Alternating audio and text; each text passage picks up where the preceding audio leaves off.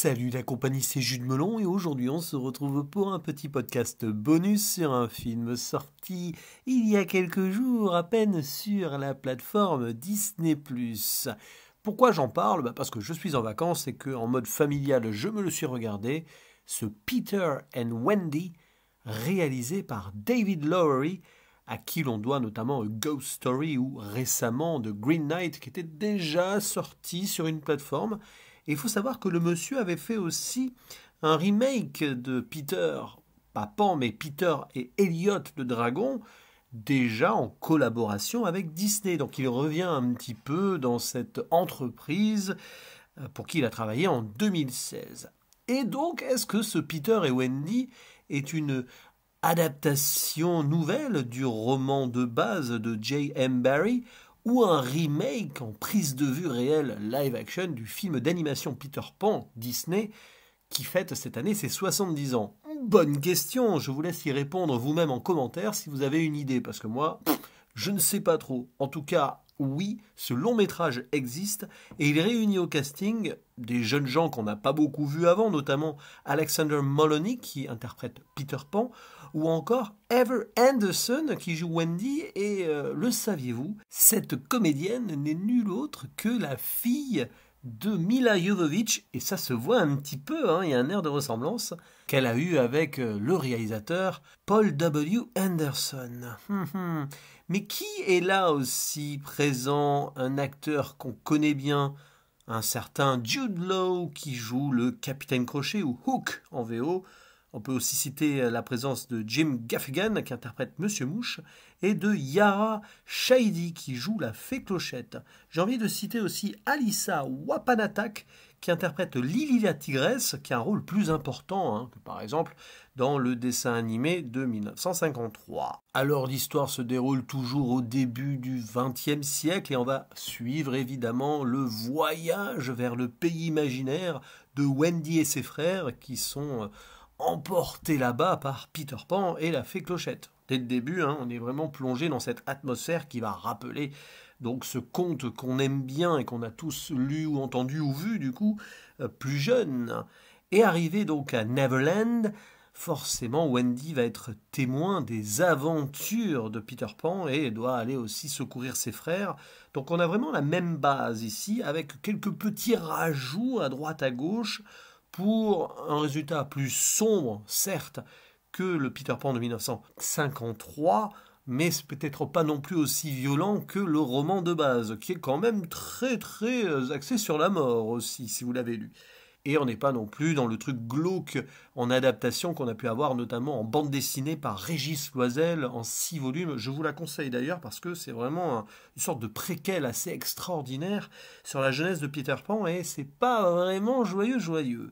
Bon, ici, vous l'avez compris, c'est une énième adaptation à l'écran. En live action, on a eu aussi Hook de Steven Spielberg, un petit peu différemment. Et très récemment, le très osé et modernisé Wendy, qui partait dans une direction différente.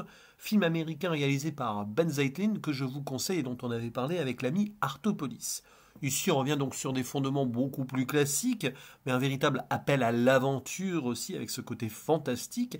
Et il faut l'avouer, une fort belle réalisation parce que David Lowery derrière, ce n'est pas un manche. Donc là-dessus, ça se sent. Il y a des moments où on est vraiment dedans. Pour autant, vais-je longtemps retenir ce Peter Pan et Wendy? Je vous avoue que je ne pense pas. Car même s'il y a des aspects assez approfondis et sombres sur certains points, je vais vite fait y revenir sans trop spoiler, ou sans spoiler du tout d'ailleurs, ça reste globalement plutôt lisse et dans une sorte de cahier des charges Disney habituel. Faut pas trop que ça dépasse, quoi. Tu vois les choses arriver tranquillement, d'autant plus quand tu connais l'histoire de base. Mais j'ai envie de dire que c'est une adaptation très honnête pour les plus jeunes qui ne connaissent pas forcément Peter Pan. Ça peut être une belle nouvelle lecture, si vous voulez, pour les enfants d'aujourd'hui.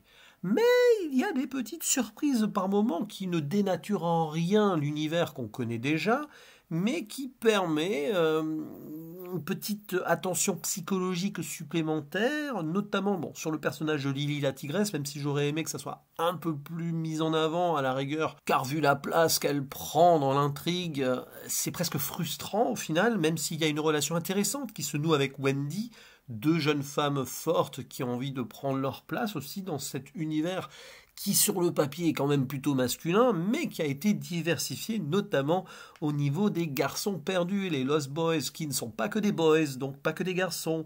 Je pense que certaines personnes vont râler à l'image de la Fée Clochette, qui est différente du dessin animé de 1953. Mais là encore, franchement, hein, je laisse les détracteurs et les râleurs s'en donner à cœur joie. Ici, ce n'est pas mon rôle. Par contre, il y a quelque chose de fort qui s'immisce dans les personnalités respectives de Peter Pan et du Capitaine Crochet, notamment vers la fin. Alors, je n'en dis pas plus, mais il y a ce build-up qui fait qu'on a une conclusion plutôt marquante là-dessus, un peu avant la fin, en fait, hein, on va dire l'acte final, qui lie les deux, et on le sent de toute façon de base, hein, que toujours, hein, Capitaine Crochet et Peter Pan ne peuvent pas exister l'un sans l'autre, quelles que soient les adaptations qu'on a lues ou vues. Et c'est vrai qu'ici, il y a vraiment un truc qui est passionnant et qui touche un petit peu en plein cœur, j'ai envie de dire. Et tout ceci est porté par une très bonne prestation de Jude Law qui n'en fait pas trop, n'est pas dans le cabotinage. On sent voilà, ce pirate qui mène ses hommes avec sa main de fer, enfin une main de fer et l'autre qui est vraiment de fer puisque c'est un crochet, hein. Mais voilà, avec ses obsessions qu'on connaît, c'est-à-dire contre le temps, le fait qu'il vieillisse et que du coup il a une dent contre les enfants, bon bref, il y a ça. Mais il y a quelque chose qu'on sent assez profondément dramatique en lui, sans trop savoir ce que ça pourrait être dès qu'il apparaît, mais c'est confirmé vers la fin. Et le jeune homme qui joue Peter Pan, donc Alexandre Molony, est plutôt, on va dire, impliqué dans sa prestation et il campe un Peter Pan somme toute correct, j'ai envie de dire. On voit qu'il s'est entraîné notamment pour réaliser quelques petites chorégraphies en escrime ou autre. D'ailleurs, c'est bien filmé, les scènes de combat, notamment le premier face-à-face avec Capitaine Crochet et tout, alors que le crocodile n'est pas loin. Il y a quand même quelque chose là-dessus, le jeu des ombres évidemment, ça aussi c'est très important dans Peter Pan. Donc David Lowery s'est fait plaisir et bon, ce n'est pas son œuvre magistrale sur le plan technique, mais il a donné de l'ampleur à certaines scènes et on a envie d'y croire. Il y a une touche d'aventure qui fonctionne bien, notamment avec le bateau des pirates aussi. Et oui, franchement, ça reste un film correct que je vous conseille en cette période de vacances scolaires pour celles et ceux qui y sont encore.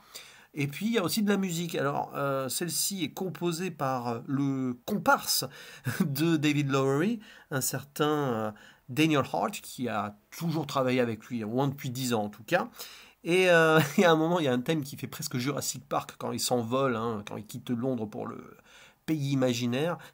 Et il y a quelques chansons aussi. Voilà, bon, après, c'est pas non plus forcé sur ce point, mais ça reste du Disney, donc attendez-vous à ce que ça chante un petit peu, notamment les pirates, quoi. Mais voilà, c'est, j'ai envie de dire, un petit moment récréatif sympathique, mais qui n'est pas dénué de création artistique derrière.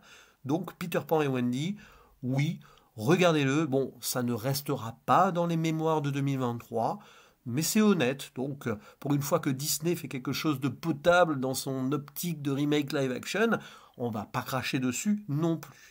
N'hésitez pas à dire en commentaire ce que vous en pensez, ce que vous aimez ou non d'ailleurs, en tant qu'adaptation de Peter Pan, ou si vous avez lu et vu les originaux. Alors pour moi, lu l'original, c'est le roman, et vu l'original en tant que prestation à l'écran, c'est celui de 1953. Vous l'avez compris. Bref, à vous la parole, et je vous dis à la prochaine. Ciao.